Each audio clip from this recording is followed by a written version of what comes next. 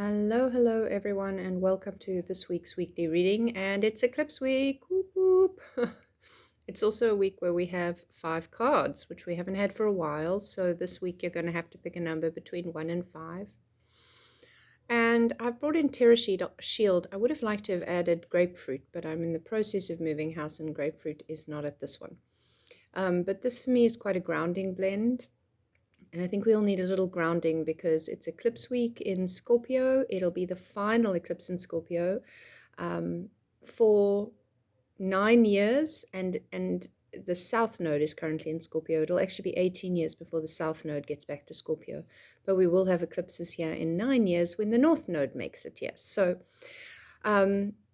definitely a release process, and this reading really evaluates that. We also, at the very end of the week, either Sunday, Monday, depending where in the world you live, Venus will move out of Gemini and into Cancer. And of course, we have Mercury retrograde this whole week. The eclipse is on Friday. Again, might be dependent on where you live. Friday, Saturday. Okay, let's jump in. Have you picked a number? And let's just have a look at the big picture. There it is. So, starting on this side, I really do love Judgment as a first card. It's the only major arcana card we have. We have one court card, and then we have two court cards and one upside down card. We've got no cups. So what I'm not seeing any of is the emotional suit. But if you think about it, the fact that we're having a Scorpio eclipse that's in water, that's the same as cups, we maybe we have enough. So the lessons come from somewhere else. So Judgment is really speaking to us about where we've been judging and where we've been judged, and how we need to bring it back and recognize that our own self-judgment is really the only judgment that matters. But therefore we need to show up for ourselves in all aspects of self, from shadow to light, from spirit to matter, from and I put air quotes, good girl, bad girl, and you can add boy, or those any places where you feel those polarizing views, either this or that. Otherwise, if I'm not this, I'm wrong. If I'm not that, I'm right. That is a bit of a mixed up space to be. Another reason this interests me is this has got a lot to do with that kind of Libran energy. And the south node is moving from Scorpio into Libra. So it's actually feeling to me almost like it's ending the cycle of Scorpio, but we can feel the lessons of Libra coming in. So as we're at this last juncture of Scorpio, it's like, what have we needed to be letting go of that we haven't? So Scorpio, and we've been in Taurus Scorpio for a really long time. We will have one more Taurus eclipse in end of October, but this will be the last Scorpio. Taurus is about where we take things in via the mouth, and Scorpio is where we let it out via the rectum. So it's like literally about letting go what is not necessary, and ideally what has been processed. So you've taken what you needed from that food, or that nourishing idea, or that nourishing situation, or that nourishing relationship. You've taken the nourishment and you release what no longer serves. So there's a lot of deep stuff that can get released now. There's multiple layers of how that can be working with where the planets are all situated, which I'm not going to go too deeply into. But you've really got to look at your own self-judgment, your own inner talk. That's really important. The Page of Swords is an air element. It's bringing in the fact that we're kind of at this, like, there's a newness with pages. There's a message coming in, there's a promise of something, there's new ideas, there's quick thinking, there's analyzing. It's a real herald card. And I think it's heralding us to this new way of being with ourselves, this new honesty and removing the judgment. But then it's really hard, if you stop judging yourself, to just allow yourself to be all that you are. Because one of the things we try to manage within our judging selves and our inner critic is the times that we don't like those traits about ourselves. And we all have many traits we don't like about ourselves. And that's what we try to quash, really. And that's what we feel judged on, whether we are judged by the outside or we're judged by ourselves. We don't want people to see those parts of us that we deem shameful, embarrassing, unacceptable.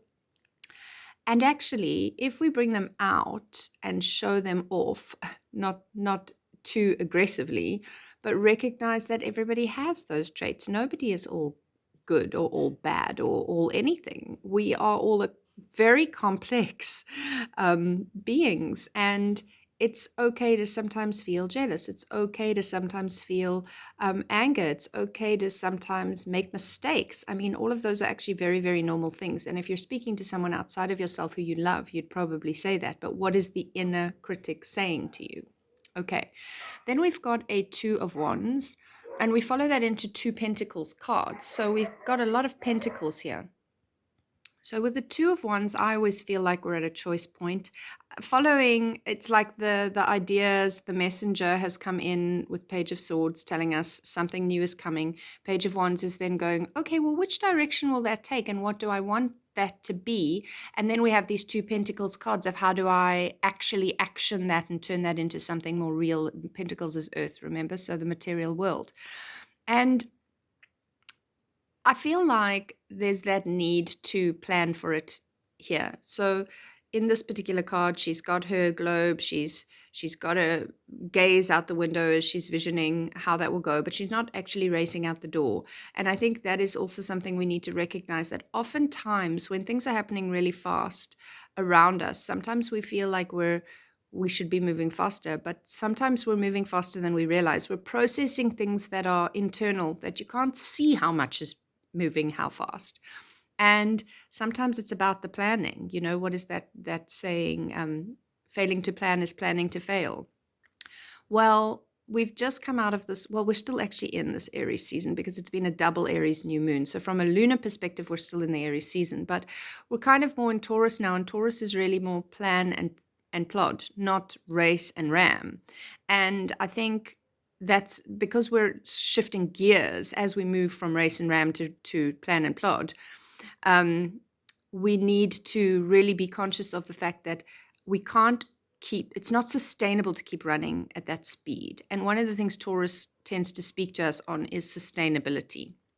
So make those plans, take those actions. It's important to take the actions. You can't also just sit and dream out the window. You know, then you have to step in. Now, Four of Pentacles into the upside down Queen of Pentacles really speaks to me into the paradigm of our feelings on abundance, wealth, poverty consciousness, or lack mindset.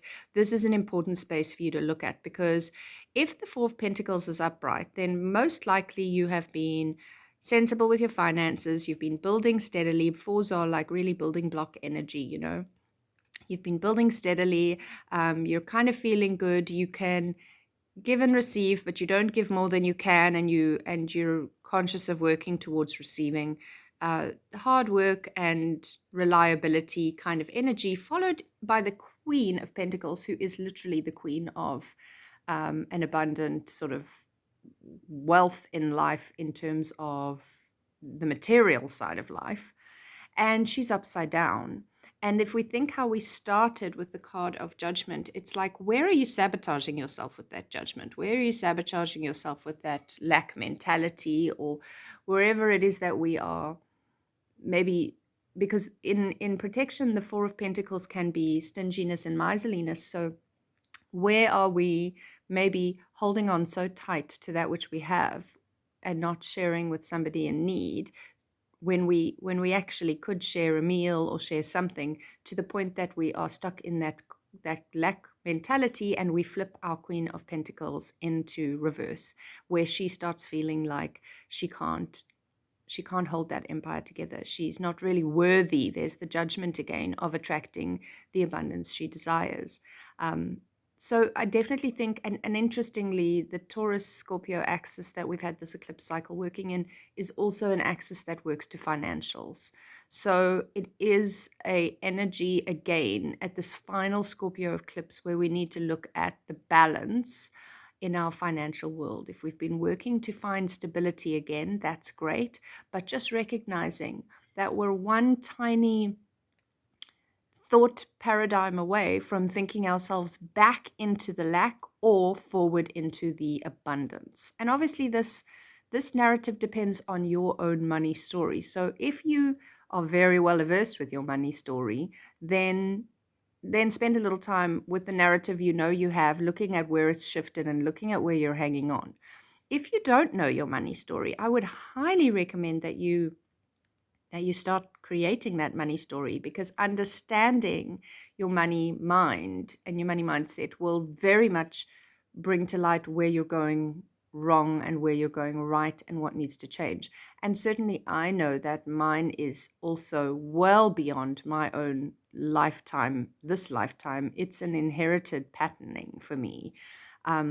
And it's one I've been working with for a long time and comes up again and again because it's a big part of my journey, and I think that is actually very true for many.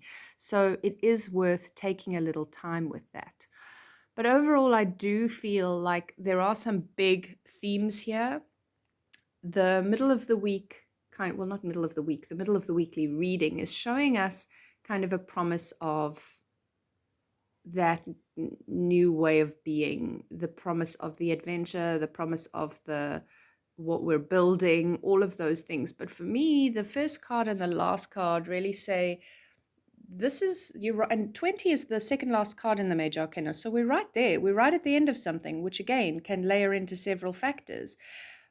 But if we want that new thing we're building towards to not bring in too much of the negative of the old, we really need to recognize what's needing to be released. And a lot of that's going to be what the negative self-talk is, which really is where we come to judgment.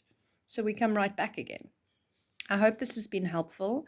If you're taking strain over this eclipse season, let me know in the comments if there's some support you need. And also you can see the link in the bio to connect for personal reading if that's something you're interested in, or any of the other many things that I offer. Thank you for your time. I hope this has been helpful, and good luck for eclipse season.